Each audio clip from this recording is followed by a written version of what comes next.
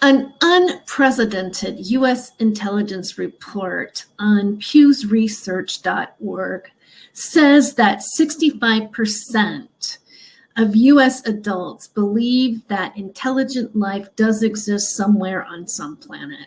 In the United States, we have a television show called Ancient Aliens. And on that show, the topic of the possibility of humans making contact with extraterrestrials is explored.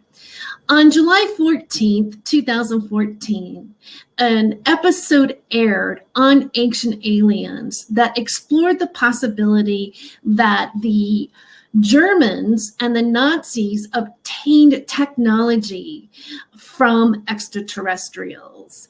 There is a theory that there was a group of women who were known as the Vril Society, who were psychic mediums, who were given information or a blueprint from the extraterrestrials on alien technology and an energy called the Vril force that would have given these aircraft the ability to fly. Now, there is no real proof that the Nazis ever made contact with extraterrestrials. In fact, there is more proof against it. On February 22nd, 2022, Al Jazeera Decoded YouTube uploaded a video titled, "Do Aliens Exist?" On that show, they explored the possibility that because when aircrafts were being sighted during World War II, people believed that this was alien technology that were given to the Nazis. So there was a guest that was brought on that show. His name was Eric Kurlander. Kurlander has a PhD from Harvard University, and he specializes in Nazi history. He claims that the Germans were just obsessed with warfare and that the aircraft that was sighted was quite possibly their own aircraft. Also, let's get back to the Vril Society that was featured on Ancient Aliens. That group is a pseudo-Nazi society that was formed in 1921, and they believe that there is a subterranean master race that is capable of the Vril energy force. Now, unfortunately, this theory is based on a science fiction book written in 1887 by a man named Edward Lytton. Now, he was known for coining the phrase, "The pen is mightier than the sword." I mean, the sword. Oops. I always mess that up. So he states that in his book, he writes about a subterranean master race who had the Vril energy. And, it's all science fiction. So there's so this entire thing, this entire possibility of a master race living in the hollow earth is just simply made up. It's fantasy. Now, why do we do this? Why do we make up the fact, or why do we want to believe that extraterrestrials were actually part of the Nazi movement? Could it be that we as people just don't want to admit to ourselves that we humans are capable of the Holocaust? That we are actually the ones who are capable of genocide? Perhaps it's time for us to grow up and take responsibility for that. Right now I am taking biology anthropology, and I've been thinking about evolution and what causes evolution. Right now, we are studying the different prototypes of like the Homo sapiens and the different types of humans. And it always seems that when one group becomes extinct, a better version of ourselves comes forward. Perhaps our next point in the evolution of humans is accepting responsibility for the heinous things that we have done, rather than trying to theorize that it's because of the extraterrestrials that influenced us. If we are able to accept that responsibility, then maybe we won't be predators to our own selves, and we will be able to evolve as the human race and have more peace on the planet. Perhaps that is possible. And then, if that's possible, maybe we will be mature enough for extraterrestrials to actually introduce themselves and say, hey, we're here.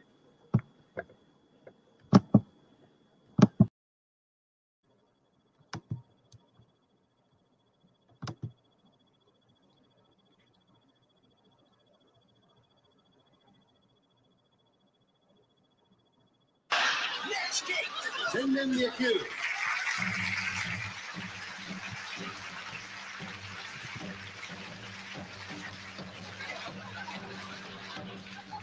Tell me, what is your name?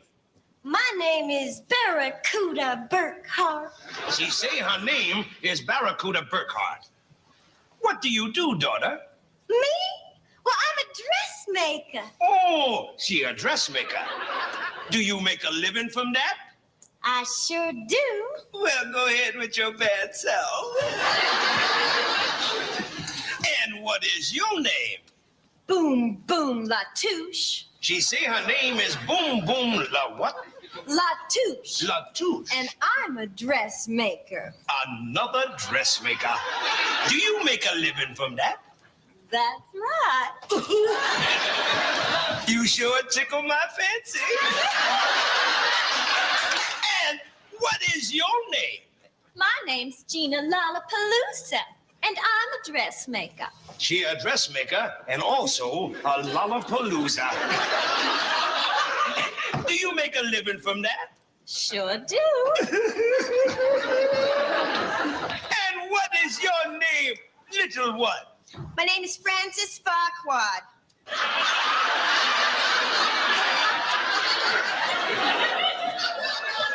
I ain't gonna mess with that one.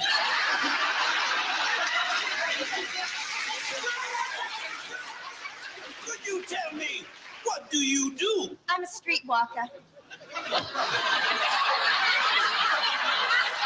Gracious sakes alive!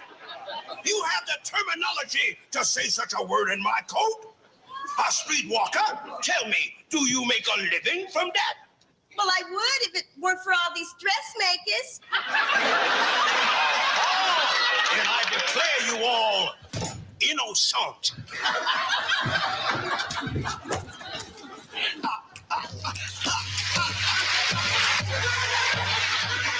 Case dismissed, this court is done. Time for the judge to have some fun. Now hold the phone, stop the presses. The judge is in the mood to buy some dresses. And now here goes the judge. Here goes the judge.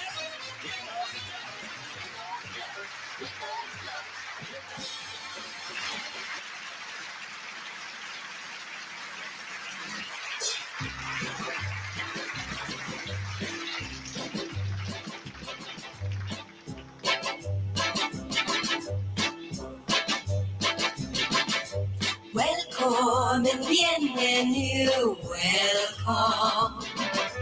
Friendly, étranger, stranger. Public Suzanne, je suis enchantée. Happy to see you, blijven is to stay. Welcome and bienvenue. All right, welcome to the show, you guys. Welcome. Happy Mother's Day. I see that Angel A. Pavlov Corn Dog says, "What is this?" And you are late. I actually started out the song, and then the beginning of the show. What I was showing, it looked like I was live, probably, but it wasn't. That is a speech that I submitted for my my Communication 4 class, and it's a persuasive speech. And my topic was, did the aliens make contact with the Nazis? And it was a semester long project. The first speech I did, which I also uploaded here on YouTube, was I had to just give 3 different perspectives of did they or didn't they, but not really have an opinion. And then for my final, I had to decide one way or the other. And there was a certain method to it. I had to I had to cite 4 different references and quotes. That was a goal. And there was a point of a call to action, a part where you visualize, like the part where I talked about being in a biology. There had to be a message behind proving that that I believe that it, because of these facts, I think that it's not true, and then theorize beyond that. So I just thought it would be fun to show it. I'm not. Hey, just so you know, a lot of times, like, what I really want to do with my channel is just explore, ideas and the truth and have a conversation. And, I'm wanting to create a dialogue. I'm never professing to say that I have all the answers, I know everything, or, if there's new evidence that comes out there that proves that, Hitler was influenced by the real society and, and extraterrestrials, then, that I believe that if that's the truth, then that truth will come out. But right now, from whatever I've researched, and also some of the people that I look up to as being knowledgeable in anything to do with space, I got a feedback like it was just like, oh, that old tired out story. Okay. Within the center of people that would be considered, I don't want to say who it is because they didn't want me to identify them, by the way, but this person's worked with someone that's worked in NASA and stuff, and is relative in the story of what I'm talking about. And, when I asked them, I said, I'm doing a piece. I couldn't find, see, the problem with me, the problem when it comes up to the topic of extraterrestrials is that, and I'm not denying anybody's, experience or story or, anything that you think might be, going on with this particular reality. I'm totally into the topic.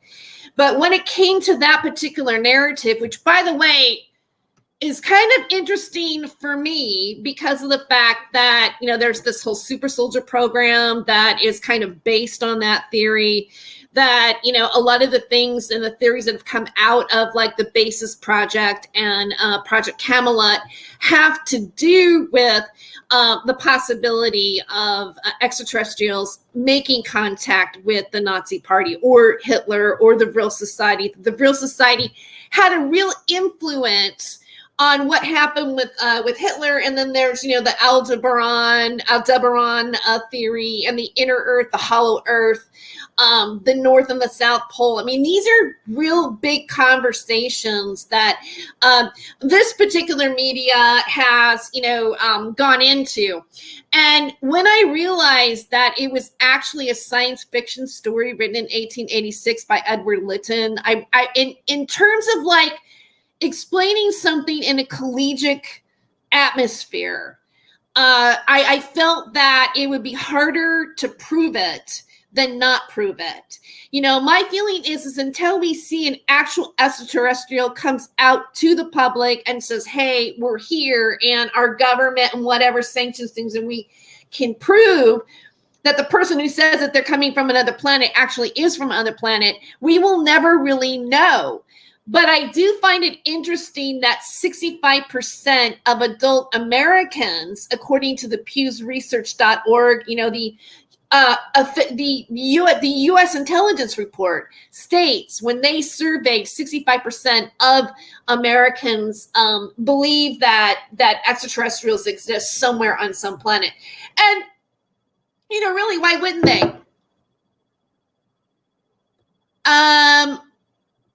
Oh, okay. Yeah, you'll play the replay. Yeah. When I do the shows, I'm trying to give things that are a little bit more variety. And so like, I'll put it up in the front or whatever. Just, I know that live streams, people, you guys come in whenever you want. And that's the way it is. So do I. I mean, I see somebody streaming. I'm like, oh, I got time. I'll check out and see what they're saying. Oh, you like my thumbnail? Thank you. Oh, by the way, I have a psychedelic pinwheel going on right now. If you can see, it's kind of like got a weird color. And I washed my hair, so it's just kind of drying at the moment. Contrary to popular belief, this is actually my hair. So I'm not wearing a bang clip. That's one of the rumors that are going around, is that I have female pattern baldness and I'm wearing some sort of bang clip or nothing. I assure you that I don't. And, it's really interesting. I am taking anthropology. I'm just kind of going off on a tangent about hair for a second. But it's like, as time went on, man lost hair. We like the newer versions of the modern human, we lost our hair. And then, because we're bipedal, we were able to run. And because of not having the hair, we can sweat and stay cool while we're running. That's why one of the things that man did was like they became long distance runners and stuff to tire their prey. Like, how did a man with just spears in this, like whatever stones that they created, how did they kill the leopard? Well, what they did is they chased the leopard until it tired out, because the leopard had fur. It would have to pant and rest, and the human could keep tiring it until the animal got so tired that they were able to kill it. And that's really that's the old school. But anyways, I was thinking about the hair thing because, like, to be honest with you, because of the pandemic and, the fact that I'm taking my classes online and everything, I hadn't shaved my legs, you know what I mean? So today it was like a big deal. It was like, I swear to God, I thought, oh my God, Homo erectus. I looked at my legs and I went, Homo erectus. Like, maybe I'm like a throwback version of something. I'm joking, but then again, my haters will probably go, yeah, she is. She's a Neanderthal. Like, I can imagine, like, maybe, James Rink going, she's got a gorgile in her throat. She's a Neanderthal because she criticizes us. But I don't mean to, like honestly, I kind of like James Rink. There's something about him that, that you want to just kind of like pinch his cheeks or something like that. But I just, again, a lot of that that forum, goes into, what I just did my speech about on my collegiate thing. So, all right. So I want to get into a couple things this week that I noticed. I want to get into a couple things that I noticed this week that I wanted to maybe discuss. I'm only going to go for like another hour or so because it is Mother's Day, and my mom is gonna, we're gonna talk a little bit later. So I don't know. I'm surprised I have this many people here on Mother's Day. You must hate your moms. I'm kidding. I'm joking. I'm joking. But joking aside, that's a big deal now. Apparently, words are violence. And, if that's the case, then both Johnny Depp and Amber Heard are guilty. I just find the whole words are violence campaign, like all of a sudden it's cropped up. Like it started with, the Chris Rock slap. I mean, the Will Smith slap. And now, it came out that Dave Chappelle, got attacked on stage at the Hollywood Bowl. And so, and the guy was armed with a knife and a gun. All right. So where is the screaming about gun control concerning this? Right. And it feels like to me, and I don't know what you guys think about it. Maybe some of you who are listening want to say something in the chat about what you think. But it seems to me that there's this attitude like, yeah, that's perfectly okay from a certain, demographic of people. Like, yeah, words are violence. And, if you make a joke about me, even if it's a joke, I have the right to come and attack you in the middle of your performance and be armed with a gun and a knife. And, I kind of feel like, in a way, like, because I when I go about my week, right, I'm probably you do too. Maybe you don't do this. I don't know. But I kind of look at my social media and I look at videos on YouTube too, just to kind of see like what people are talking about. Like what affects people? Like what is the dialogue about this?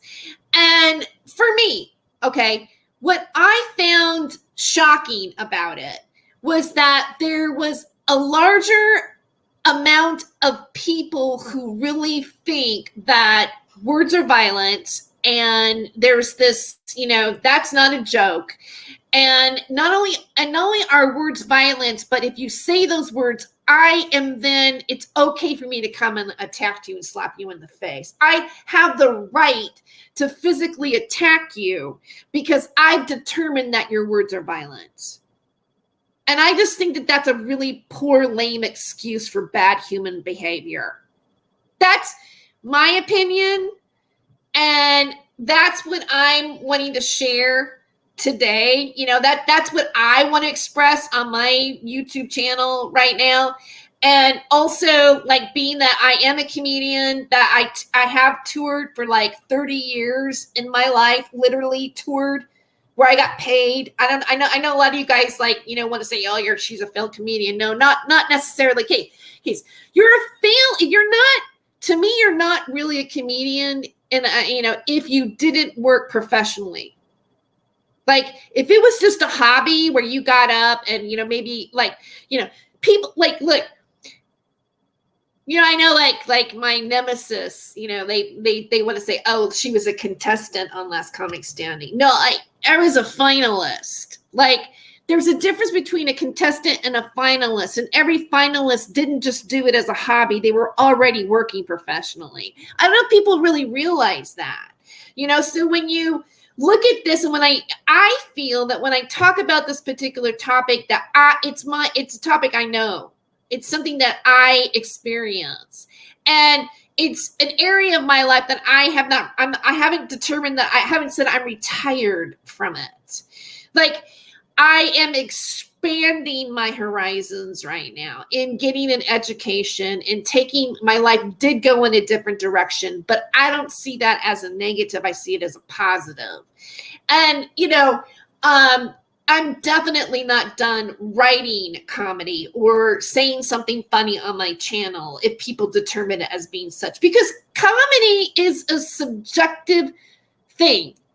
It's not like, everybody thinks everything that's said from a particular topic is funny. And some people find comedy offensive, and they always have. And by the way, it is an art form that was created in the United States. The form of being in front of a microphone and telling jokes, you're the act, you're a stand-up comedian, that came out of the United States. Just like jazz music did, just like the musical did. We were the first ones to create an actual musical. Before that, it was just like vignettes with maybe a little bit of dialogue in between. But to have dialogue that broke away into singing, we are responsible for it here in the United States. And I think that when you talk about comedy, when you talk about doing stand-up comedy, you talk about it being American, you talk about the comedians that have sacrificed pretty much their well-being and their life for the right to have free speech. They went all the way to the Supreme Court for it. All the way. Just like, Larry Flint did. Just like, Hugh Hefner did. Just like Lenny Bruce did. Just like George Carlin did for saying the 7 dirty words that you can't say on television. There's always been a level of censorship that's happened to us as people. This is nothing new. having censorship on social media is just another leg to what we fought for in the first place.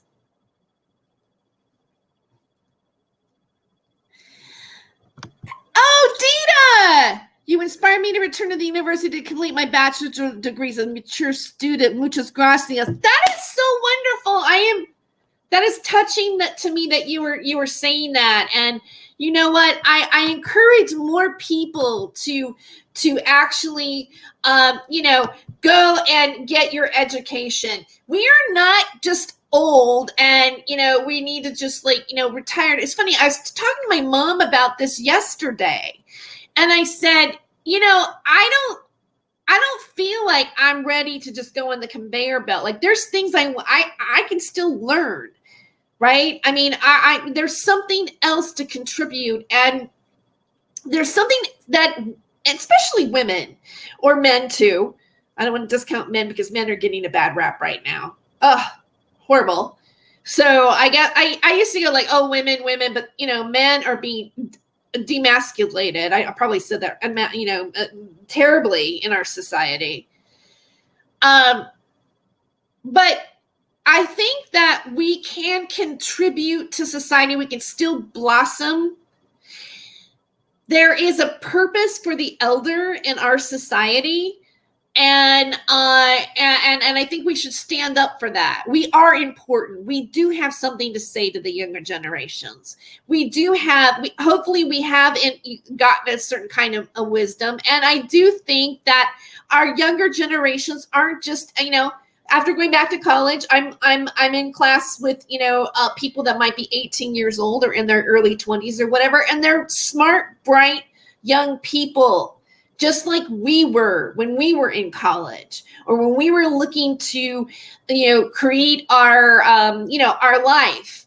And I think that at any point as people, we can blossom and become and grow into another period, another time of our life, and keep creating. Because one of the things that we as humans are able to do is like we are able to create. We have an imagination, and we are living in a time where it feels like, are we going to be extinct? Is the model that we have, is there a level of defectiveness in it that there's going to be like another reboot? What is that reboot? Like we have the metaverse going on. There's this whole AI singularity thing, this almost this feeling of that AI and robots and this and that. It thinks faster than we do. It's going to be able to produce more. It's not going to complain. It's not going to, go out and, it's probably not going to steal money from the cash register. And that's a threat. I think that's a threat to people. I think it's a realization that we need to understand is actually really going on. I'm going back to medical school and finish up. Really, Jeff? Are you being sarcastic, or are you really going to go back to medical school? Why not? Look, what if something happens in the next 5-10 years, and there is something that makes us regenerate younger, or the lifespan does increase in a way that we don't expect, like. I think sometimes we break down because society told us we had no value anymore. And because we've just decided to turn everything off and not be curious or not think that there is something enjoyable for tomorrow for me or for us or for whatever. And maybe there isn't. Maybe we're gonna be, we don't have a big tomorrow. Maybe we will take humanity will nuke itself or something like that. But right now, today, we still have an opportunity to do something about that. Like, all is not lost yet. I that's how I would like to look at it. There still is the possibility of examining information and going in a different direction.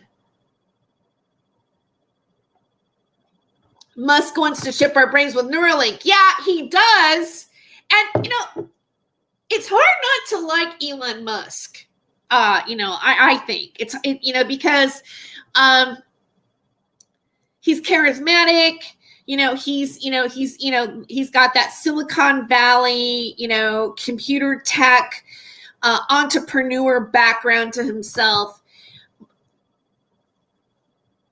He does outrageous things. He says stuff. He feels like he's it feels like he's on the right sometimes, but then it feels like he's on the left. He's kind of like, you know, not attached to anything. He's done some humanitarian things. Like I thought it was nice that he offered satellite to the people in the Ukraine, satellite internet. The Twitter, him buying Twitter, again, he seems to be a proponent for free speech, and yet there's the Neuralink chip. You know what I mean? And yet, you know, he says these things that, you know, something like 1 in a billion chance that you're living in an organic world, that we're already in a simulation. Like, those things are like really trippy stuff to like think about. Like, how far is this? You know, can AI hack our intelligence? I found stuff by going back to college. And like, you know, when you search in the engine at school, that's like the resources that, you know, are legit, that you can say, you know, they put in your paper, you know, that you're trying to make an argument about.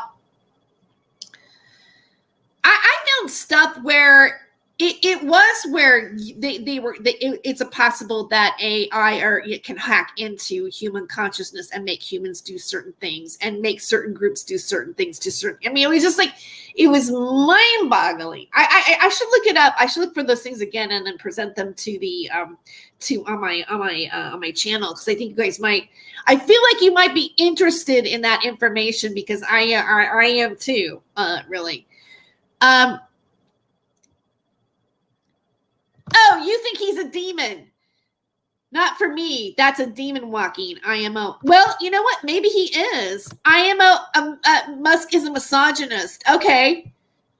Well, he was dating Amber Heard, and I didn't realize that. And by the way, let's talk about. I mean, of things to talk about for the week.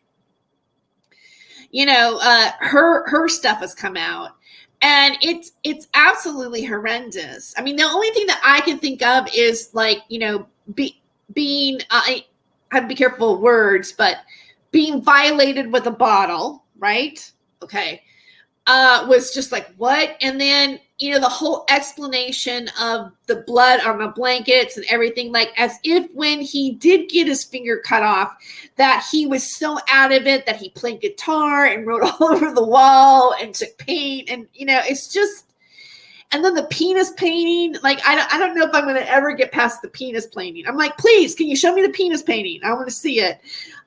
So that is one big weird saga happening right now. And again, it's one of those things to watch how society is reacting to it. It seems like more people are believing that Johnny Depp is a victim. And her explanation was that he put the cigarette out in his own face. Like he was like, ugh. And then he, you know, like she's just making him sound like he had cocaine bags everywhere, you know, and that he was, and you know what? He is an addict. He sounds like an addict. And I don't know about you, but it's mind-blowing to think about the kind of lifestyles that some of these people have, like Penthouse 5, Penthouse 3, a freaking island. But then I started thinking, well, what can you do on an island? Oh, and here's another thing about islands that I learned from my anthropology class. If a species gets trapped on an island, it can either go smaller, if it was like pretty tall, like elephants become smaller, and rats get huge. Isn't that freaky? Oh my God, that freaks me out, you know? So, got to be careful about how long you're going to be on an island, because, you know, you can start, you know, things could change.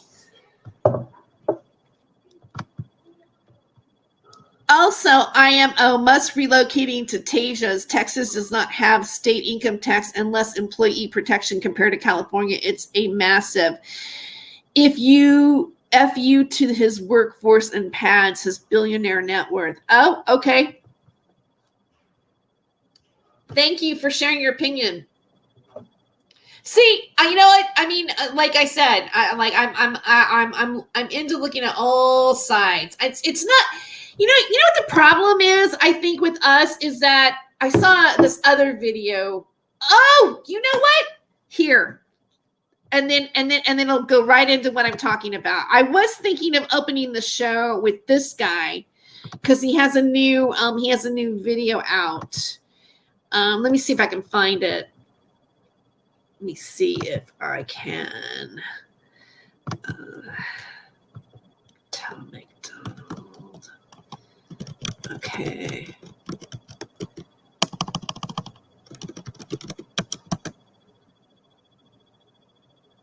Okay, yeah, here it is.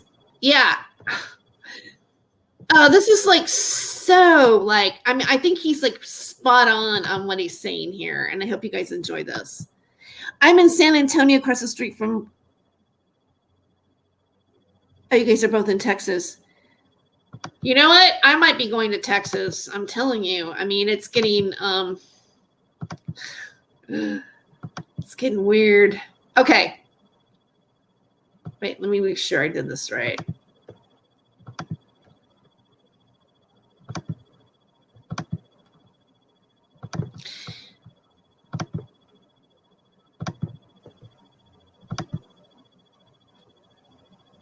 Yeah, I love it. And what he's saying, like, for me, I agree with him. Like, I agree with him. Like, everybody has to be on a team. And, you know, my belief is right. And that's just the way it is. And, you know, it doesn't matter if, you know, it's like we're still in this gladiator mentality. And I'm wondering if that is like actually the mentality that's the destruction of the human race, of our own selves, because ultimately we can't stop being our own predator as a species. And so if we keep eating, it's like the snake eating its own tail. Like, how do you reverse that and, you know, really look at, like, how am I being manipulative? I mean, even what has happened here on the internet has manipulated people. The people that manipulated in the mainstream media do the same manipulation in this media. You know, that's why I wanted to learn journalism, because I wanted to get, like, the real perspective, the real way of doing something, not just so that I want to unmanipulate myself and then and then, you know, maybe share something with you guys in the most objective way, really, or fair way. You know, I mean, I can't say that I did it in the past. I think I made some mistakes in the past. And by the way, I'm going to talk a little bit about the past here,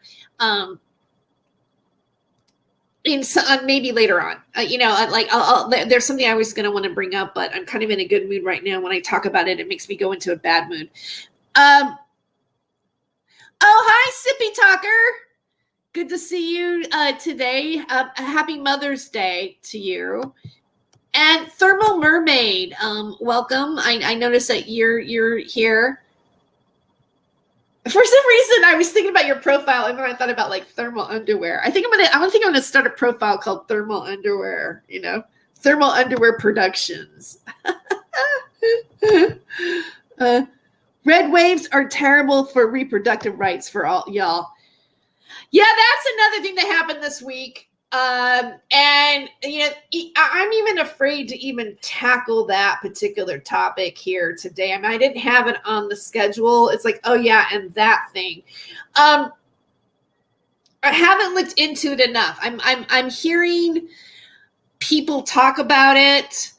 I don't really understand why it came up now. Like, again, I got to question, like, why now? Like, why, again, another issue to divide us on. It's like what the rap song is. It's like another thing for us to be divided on. We have a lot of things to be distracted by right now.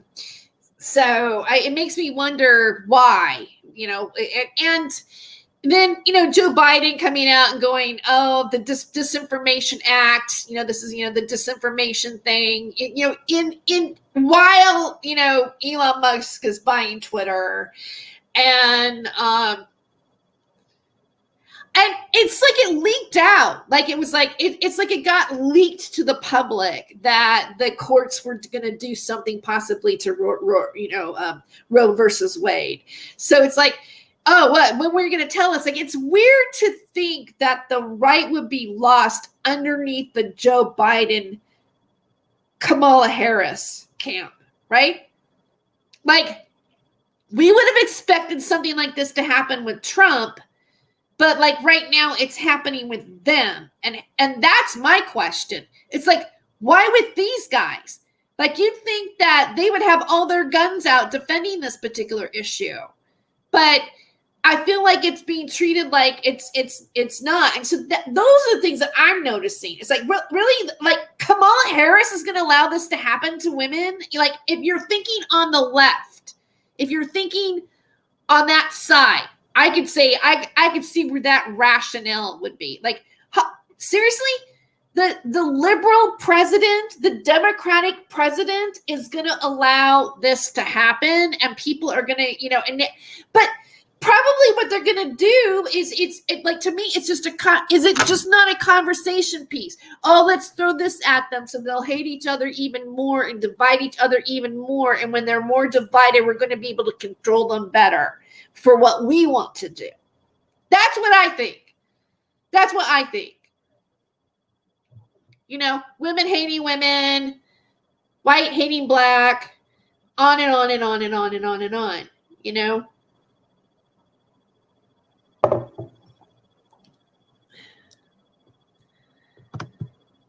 The Supreme Court doesn't link attorneys on YouTube. A few have addressed it. It's because it's a note from one judge that expresses the same opinion he's had for 30 years. This is a fake ATM. It's a cover-up other news. Yeah. I mean, isn't that a lot? Isn't it like more inflammatory to talk about that than, Hunter Biden's laptop and his association to the Ukraine? Oh, I'm sorry. Did I just say that? Okay, I should keep my mouth shut, right? Like,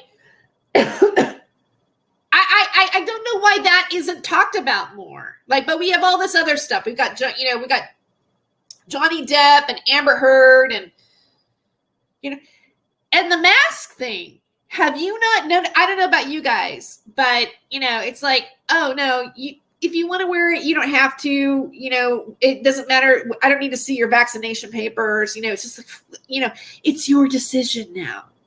It's like whether or not you want to wear a condom or not. I want to wear a condom and a mask, or no mask and no condom. It's like, it's your issue. It's like that just went flatlined, right? And now words are violence. So there you go. But beyond all that, I became privy to a particular video that I found quite alarming, and I want to share that with you. Let me pull that one up too.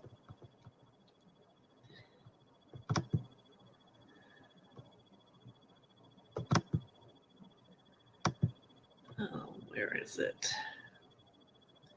Oh, you asked me about my my outfit. Why am I dressed like that? Well, there is a whole story behind that outfit, and yeah, I want to close the player. And the and that was a picture. I was on the set of an adult film. Okay, I know that's going to be shocking for you guys. That I wrote back in 2009, and I played a non-sex part. I was not one of the porn stars, but I was an actual character in the movie too. And that's a whole nother story. It's a whole nother phase of my life. Which I've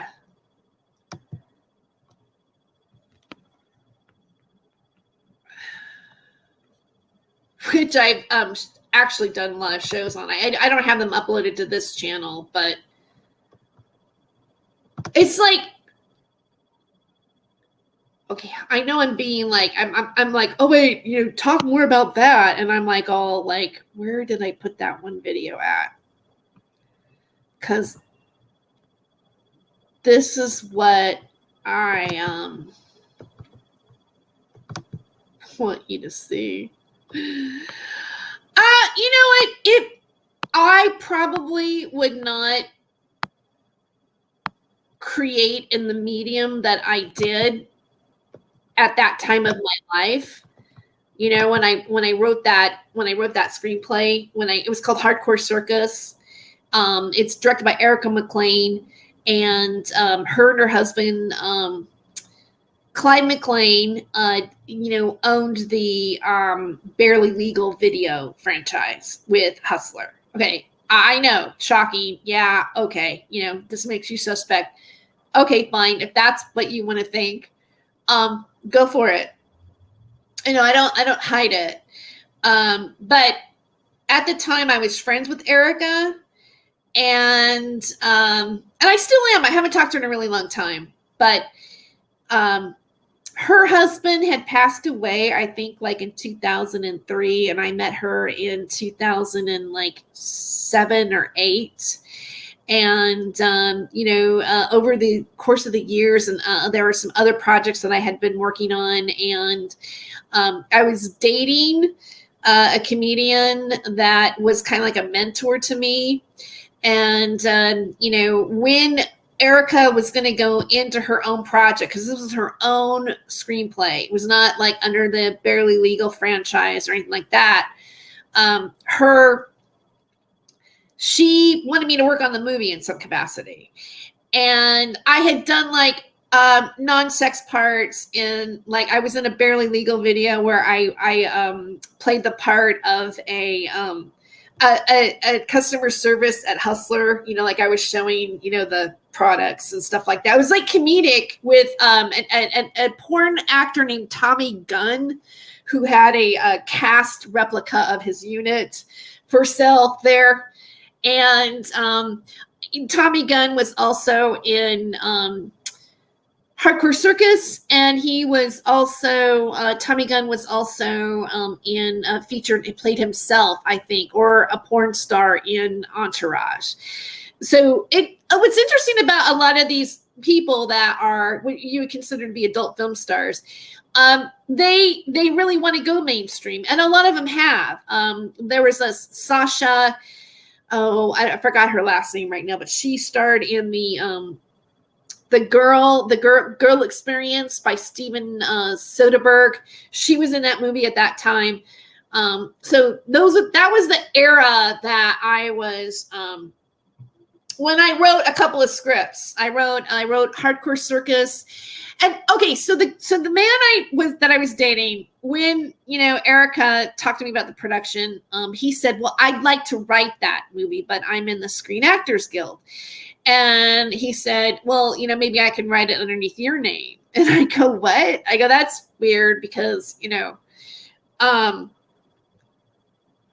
just go, that's, you know, I mean, like, why would you write it under, like, I'd be like a pseudonym or something like that? He goes, no, I'll write it like through your eyes. Like, you know, so we had table conversations, you know, the plot line and this and that was very, you could tell I'm wearing a costume. It was costumed and stuff. It was kind of Fellini-like.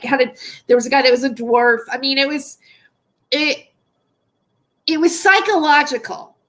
And I thought it would be interesting to write something about human sexuality that asks certain questions about female sexuality in an adult film. Basically, like I was kind of like making the movie question itself within the dialogue of what was written. And, you know, the film was archived at a university for a study on human sexuality for that time period. So it did get sort of an interesting critical acclaim in what I wrote. So that's what that picture is really from. But because I used it in, I thought about using it in the thumbnail, and then I thought I'll just title it, because I was going to say, the things I noticed this week, but I just titled the clown show because it had the clown outfit, and I thought it just kind of fit the whatever. Anyway.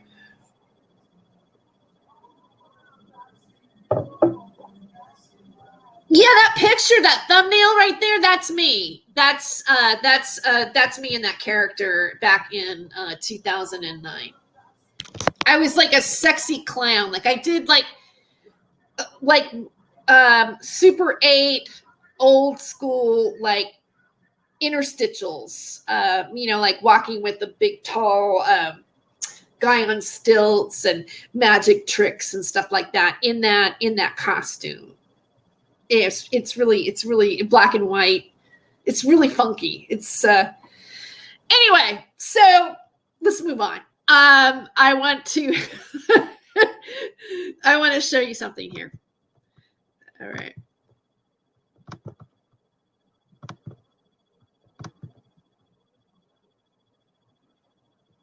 This is an interview by the Associated Press, and this is with a scientist named Seth Borenstein. And it happened on March 29th, 2022.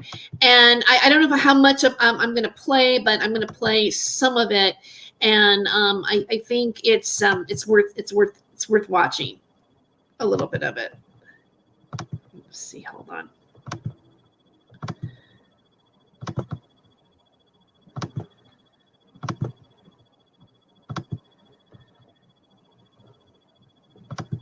Yes. I find fascinating that in the face of really awful information that they come up with and that they study, The volume will get a little bit better. I don't know. It just Steve Schneider, the late Steve Schneider. I did not. I never met him. Of course, I know about him. And you probably know Tere Root, though, do you? Yes. So, they were married. I knew them for years, and they were married, and I was once visiting them in the Bay Area. We were walking up, and Tere told me the story of when Steve was in the hospital with cancer. He's in the hospital room asleep, and she's sitting there by his side, and an oncology nurse comes in and asks what she does. She says, I'm a biologist. I study endangered species. All right, I know this is the interruption in this, but ironically, as I was talking about this movie, and usually like it's Cirque du Soleil, like it was actually, I guess like a year ago, like back in March of May 8th of 2009, Blue Iris passed away. And Blue Iris was actually, how ironic. Blue Iris was the main star of, like, she was the mainstream crossover star in that film, Hardcore Circus. And she was a regular on Howard Stern. And so how ironic. Blue Iris. Okay, I just wanted to share that with you because I was talking about Hardcore Circus. By climate change. And the oncology nurse looks at her and says, what a depressing job. Don't give us a laugh, because of course it's an oncologist. And she does it in laughs. Because she is not a depressed person. You, on the other hand, I'm going to go a little bit farther. In this world is a woman you've never heard of. Her name is Mimi Gurman. She lives in Portland, Oregon, and she used to be an anti-nuclear activist. And she figured out, based on my work, that we don't have 40 or 50 or 60 years to safely decommission nuclear power plants. So what we do with our activism must be rooted in the people we interact with today.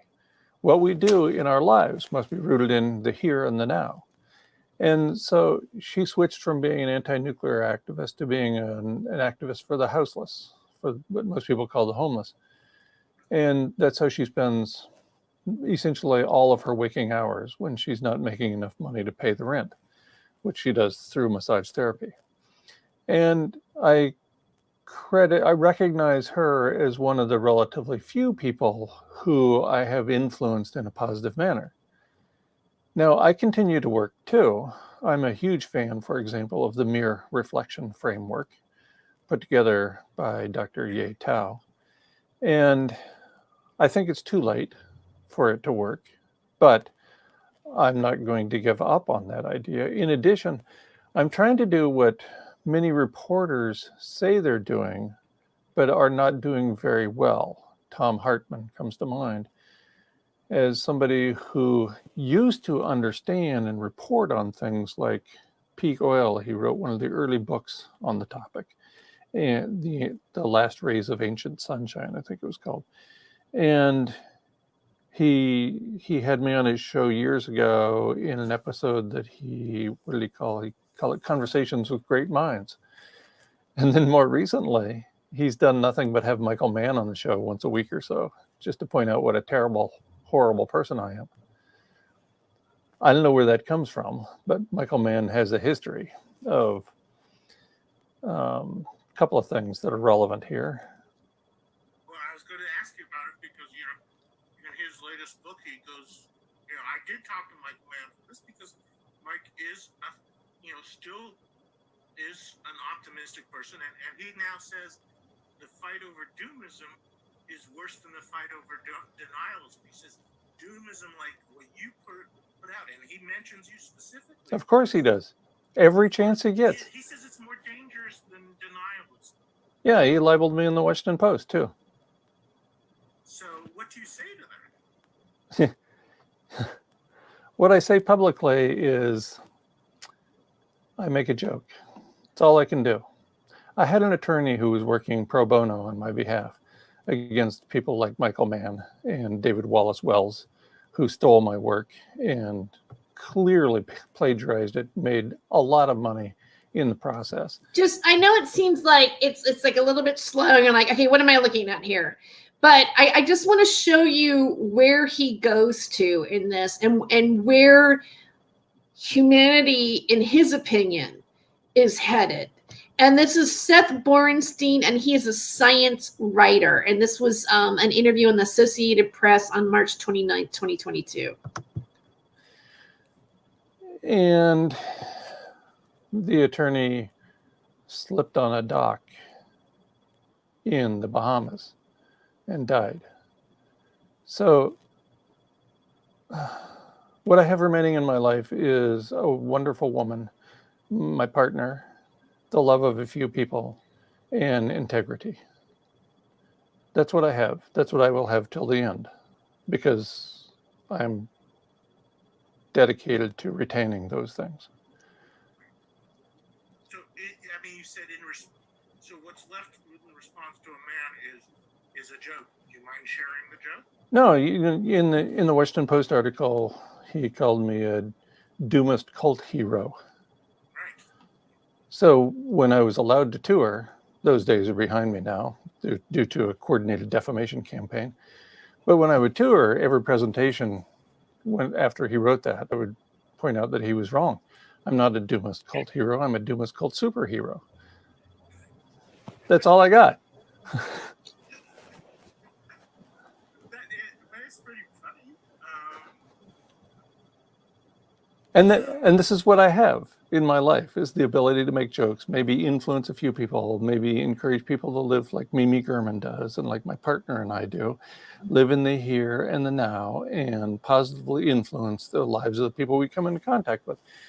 Other than that, I try to inform people, just like Tom Hartman claims he intends to inform people.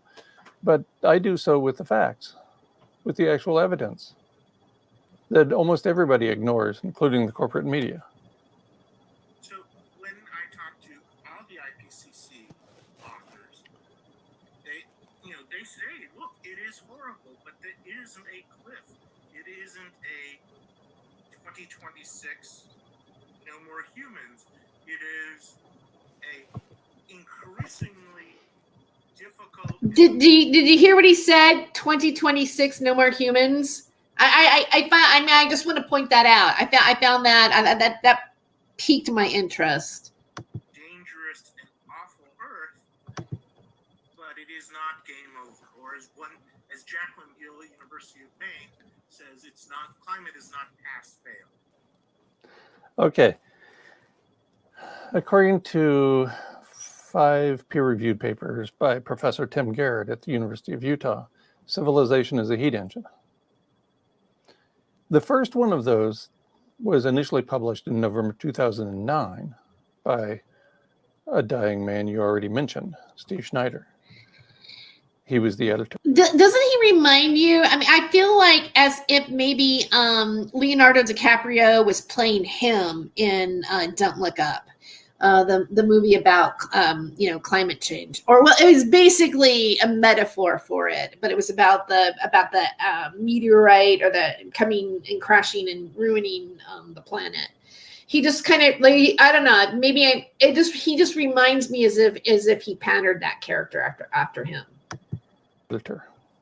And the outrage was immediate, and the paper was pulled from publication. Not because there was any error, but because civilization can't possibly be a bad thing from the perspective of academics who are the consummate civilized beings. I spent a long time there. I know about that. So the paper was pulled for 14 months and finally published only because 2 research groups were allowed to respond in the same issue to that paper. But the responses were nothing. They didn't take issue with anything that Garrett concluded. They didn't take issue with the evidence. They just didn't want it to be true. And Garrett has gone on to publish 4 additional papers that point out the details regarding how civilization is a heat engine. I don't see anybody wanting to slow down or shut off civilization. The motto for those of us living within this set of living arrangements is simple: must go faster. And that's what we keep doing. We just keep going faster toward the what some people refuse to call a cliff. So, and I know you hear this all the time, but there is a great history, a long history of people preaching doom and end of the world, whether they have PhDs or not. And yet we persist. Why is what you're saying different? Well, 1, it's rooted in evidence, not in religious thinking. 2, there are at least 7 species in the genus Homo that have already gone extinct.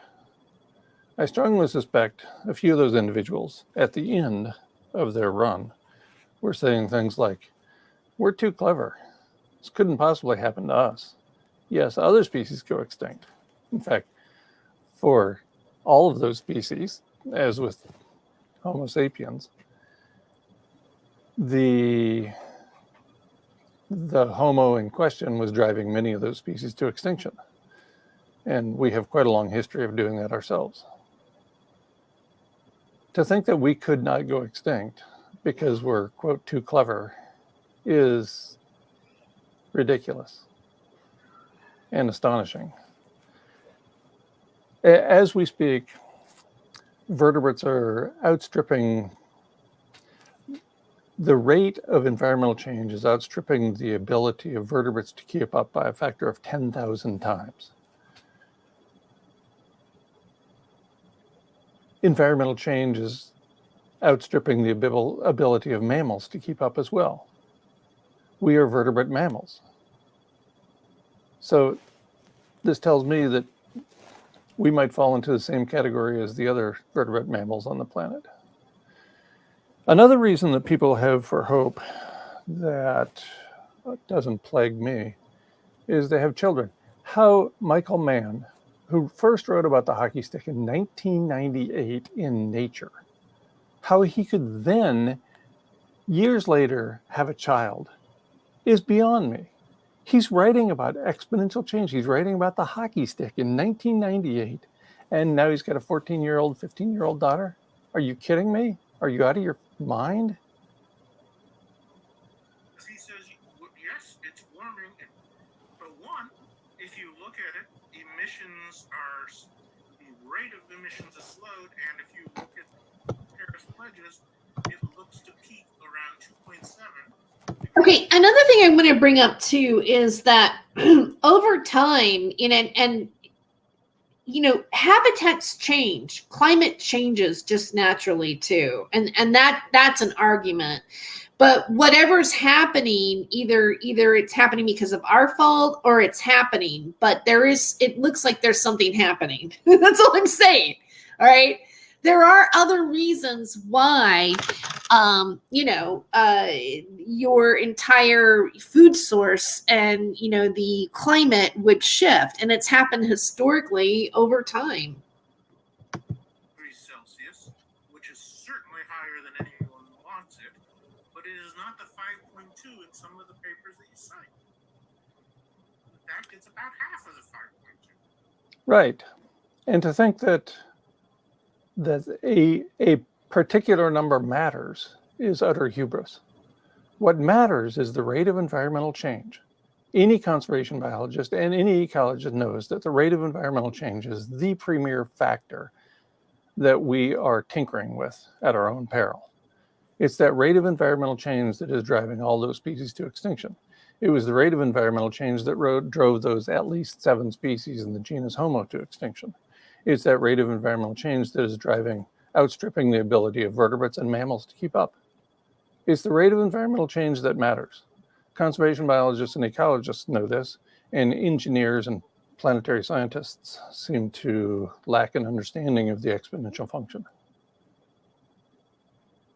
So what happens in 2027 if you're wrong? I will be among the happiest people on earth. People think that I'm gaining some sort of privilege by compiling, organizing, synthesizing, and then regurgitating the evidence produced by other people. I enjoy no such privilege. None. I haven't earned a paycheck for nearly 13 years.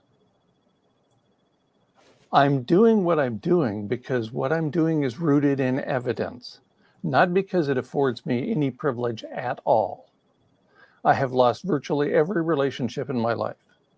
My dad died in July of 2020, thinking I was a horrible person. My siblings and my mother still think the same thing. I'm so sorry to hear that. That must be awful. And yet you persist in doing this. You're isolated by it. The pressure to say, okay, let's have hope. Maybe I'm wrong, must be out there. So let me turn to you the same way I wonder how these people can be so optimistic. In the face of all this, how can you be this way since it is so isolating, it's so hurtful to you? How do you persist in doing this? I am committed to the truth, not to any particular future. I'm committed to compiling the evidence, no matter how it leads, no matter what direction it goes. Okay, so I just, I wanted to give you guys a flavor of this, and I will make sure that the title of this AP interview, March 22nd, 22. It's from Nature Bats Last. I'm going to put this in the chat here, and then hopefully I'll remember to include it in my broadcast, because if I show something on my channel, I definitely try to share where I did get the information. So I'm probably just going to start to wrap it up here for now. I don't really today have a whole lot of time. I know I really appreciate the fact that so many of you did show up today, and it's even a holiday, of Mother's Day. So happy Mother's Day. And I hope, all of you are having a great Mother's Day celebration. Actually, my hair dried as we were from the beginning of the show. So I can tell that I'm getting dry. It's been a little bit hard for me to broadcast because I am in the middle of my finals and my final projects happening. One of the things that I wanted to let you guys know to be on the lookout for, because I'm most likely am planning to publish it on my blog at my rabbit hole. But in my journalism class, I have to do a profile of somebody and write about them, I was sort of patterning in my mind a good profile example that I used in my class that we had when we were learning the process of it. A feature story would have been like when Sean Penn wrote about El Chapo, and that in Rolling Stone magazine, which is, actually that got El Chapo arrested again. That whole interaction between Sean Penn and the Mexican actress. And anyway, so the person that I've chosen to do my feature story on is actually Stephen Cambion from Truth Seekers. And so I'm working on, I did do an interview with him for recording to write it down and everything like that. But I'm working on that right now too as well. And again, I am in anthropology, so my exam will be coming up next week. And so I'm going to keep trying to at least be here once a week. I was able to make it today. I was dragging my heels. Originally, I had the schedule for 1:30, and I woke up and I go, no, I think I better make it till 2:30. Because and with everything, yeah, so far I'm gonna finish strong this year, and I should get my AA by the spring. I'll go to fall classes. After this fall, I will be finished getting my associate arts degree, and then I'm planning to transfer to the university for my bachelor's in journalism, media and film. If you do want to support my efforts with books, help with my housing, pay for the classes, etc. I do have my Patreon at patreon.com/not my rabbit hole. And I do have my blog, and I wanted to show you the other thing that I do besides having my YouTube channel is okay, and then I'm also going to just because I'm doing a little self-promoting here right now, I want to put my banner of the other ways that you can contribute. If you want to make a one-time donation, you can do it at my PayPal at Hollywood Hemptress or Venmo, my Cash App.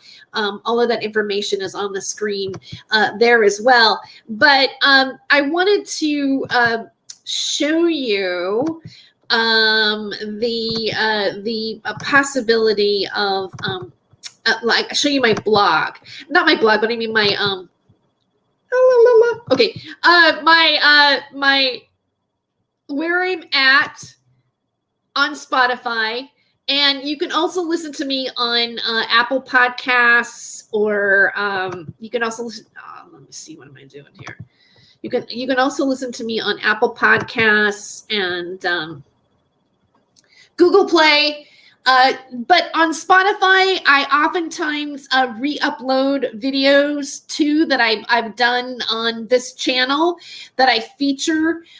This one is my most recent, and it's called Heard Any Good Rumors About Me Lately? Suicide Trolling and How It Connects to an Amazon Primetime series called Paranormal Hood. On that particular on Spotify, let me see if I can pull up the I guess I'm just here. It's not gonna let me go to your library.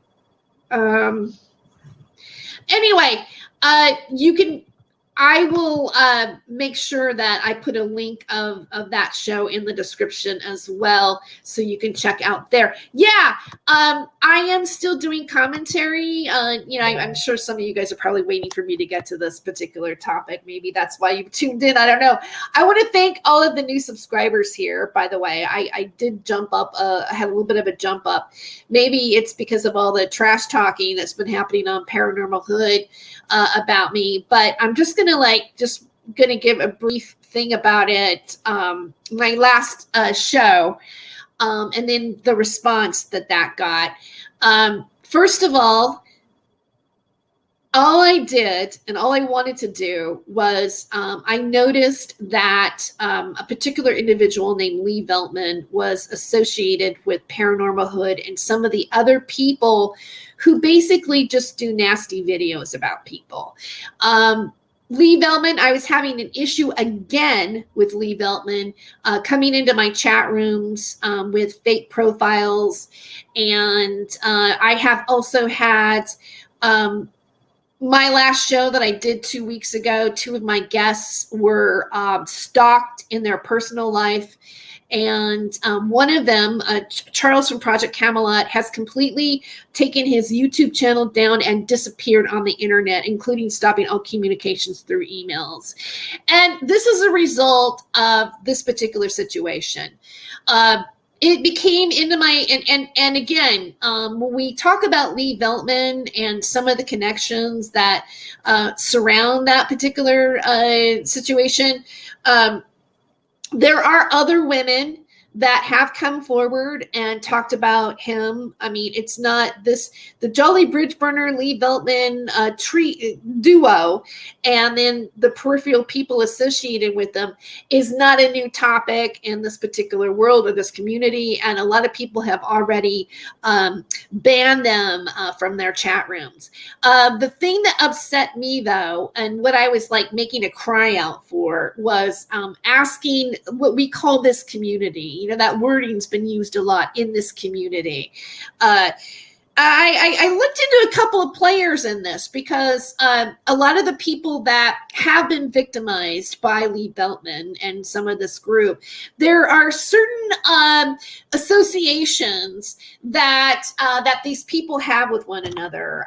One is there's Unirock, okay, which I remember a little bit from the past, but I went back and looked at him again a little bit. And there's a Defanga, which I was never familiar with. So there's this Buanon kind of conspiracy LARPer genesis where some of these people play at. Now, I felt that it was a victimization against women in this community. It seems like the prototype of the people mostly who are treated poorly or done whatever to in terms of Lee Veltman has to be women. I do have receipts. I have confirmed an association with Lee Veltman and Paranormal Hood and the people who were associated with Paranormal Hood. All right. It is a fact that there's a hub going on there. And I basically asked, is it really right is it right? Is it not? It's not okay. I don't think it's okay that women are treated like this in this particular YouTube community or this community of people that are, I don't know who you are. Stop worrying about your hair. Lots of love on Mother's Day. Stephen, I've never seen you here before, Stephen Young, and I really hope that when you're saying what the fuck, you're not saying what the fuck, like, because you're like gonna troll me today. Because and you came late. When I did talk about my hair, I started out with my hair being wet. So matter of fact, okay, so I'm just gonna leave it at that, right? Like, what the fuck? Like, what does that mean? Like, what the fuck? Like, what the fuck? Like, these people were doing this and this has been going on, or what the fuck? I'm saying something that you don't agree with. I just, because I'm, again, part of the stuff that I'm wondering is like, are you guys all prepared or on point to do what you've done to me before in terms of trolling my channel. My channel is not here for you, really. I know that there are reasons why some of these people got turned on to me like flies, but I'm not here to be what you think I am, and I'm not here to serve what you think I'm going to serve on my channel. This is my new channel, and I do have a history. I have been in different forms of theater. I mean, theater, it's like theater, right? Different forms of radio types of shows, different genres, different thoughts. But I have new thoughts now. And this is a new channel. And I want you guys to get the fuck off of it. Okay? I'm not here to placate whatever. And when I went, and I called these guys out because I feel like I'm a YouTuber. I've been around this community. I've been talking about this topic. This is my second channel, right? Some of these people I have relationships with that go back to 2015 or 2014 when I started. And I've seen a history, I've seen a behavior, I've seen a network of people that congregate together and start issues online. And it does happen, and it does have a word for it: suicide trolling. The psychological and emotional battering that has happened to certain YouTubers here is not okay. It's orchestrated. There's a pattern to it. And all I did was ask Paranormal Hood about it. I didn't even know as much as I know now when I actually originally asked that question. And since then, I've been accused of disrespecting Jiggy, which I never did. I didn't really have a relationship with him. I didn't know him. As a matter of fact, I didn't know much about Paranormal Hood until I realized the association. Since then, I have been called a homophobe. I have been lied about, slandered, maliciously had been treated poorly. And I did do shows about it. I did do shows talking about what they were doing. I have researched things. I have looked into, other women's testimonies about Lee Veltman. I have found court documents that implicate unlawful entry and restraining orders from the past. He does have a past. And I will say this too. And one more thing I want to say before I stop talking about it, because I know I'm ending the show with this. But I also want to bring up CW Chanter, and I want to bring up lawsuits that people have, or lawsuits that people think that they can impose on people because they are discussing or questioning their business ethics or whether they're a scam artist. All those things in a way is an admirable thing to do because, like I started the show out today talking about, the conspiracy of did the Nazis meet extraterrestrials and all that kind of stuff, right? And within that have been many, many ways that people have profited off of this. And they are like snake oil salesmen. And I feel like on my channel, if you even took the time to actually really look at what I've contributed lately on my new channel, you would realize that I am also looking in and outing these people. And not only am I outing people that you would be surprised. Matter of fact, I'm even outing Mr. Stephen D. Kelly and his story about the kids under the Getty. I think it's bunk. Even though at one point I was on his network and I believed it, or I wanted to believe it because I was dating him or whatever, I wasn't seeing clearly. But Lee Veltman wants to, like, whenever he's in a chat, bring that up. Getty. You know what, Lee Veltman, your story is defunct now. And you know that. You knew the day when I did a show and I said, I think Stephen D. Kelly is bullshit. You said, wow, you really turned around the dime, but you keep telling people that I'm a certain type of person or whatever. And, and when it comes to CW, right? Because CW says, oh, I've got this lawsuit because I was investigating, Corey Good, blah, blah, blah, blah, blah. I don't know for sure, But I have looked at other types of videos, and it's not like I'm not here to defend Corey Good, because I don't believe Corey Good either. But I think it may have been the way in which C.W. Chanter went after him. Like, if C.W. Chanter trolled Corey Good, doxed him, did anything around his residence, or inspired other people to do such activities, then he is participating in the illegal activity that someone like Lee Veltman would be doing.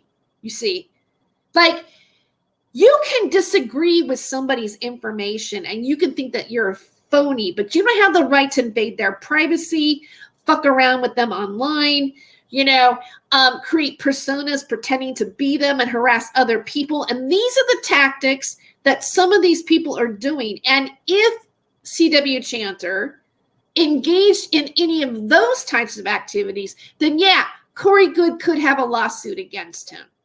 And that is the difference between somebody being on their channel and analyzing and criticizing somebody else and saying that they're a phony and they're a scammer and showing facts why they think it, and actually trolling somebody, harassing them, and doing something that you shouldn't be doing. So I'm just curious if that's not what's been happening, because I have seen certain videos that would make you think that that would be a possibility. And don't get confused with like, oh yeah, you're just one of these people you want to believe in like La La Land. I'm talking about that there needs to be a definition about what free speech is, what real reporting is, or what real research is, or investigation, or whatever, and having a sense of integrity about it and what you're looking into, giving a margin open for conversation and objectivity to what you're talking about, and actually going and invading somebody's privacy, stalking them, calling them on the phone, harassing them, and doxing them, and threatening them. Stalking and harassment are not part of normal YouTube practices when you're just talking about stuff on your channel. And I want to make sure that I express that to people, because this is what I believe to be true. And I'm pretty sure I'm right about it.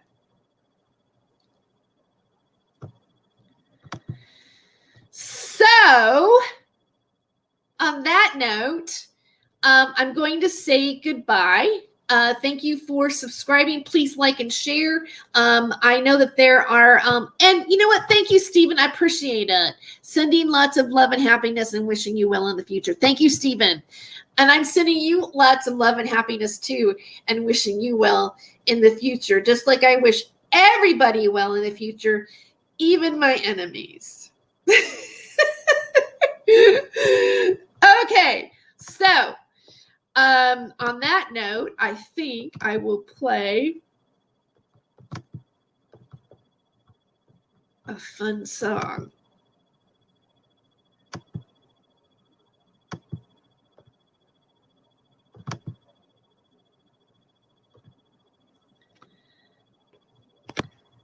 Okay.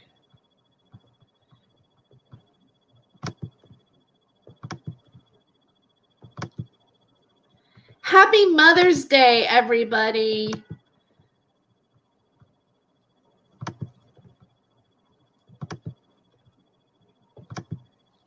Wait, I had it on the wrong thing. I hadn't taken the share off of the other video. My God. I don't know. Did I say that with you guys looking at that and not me? Oh, well.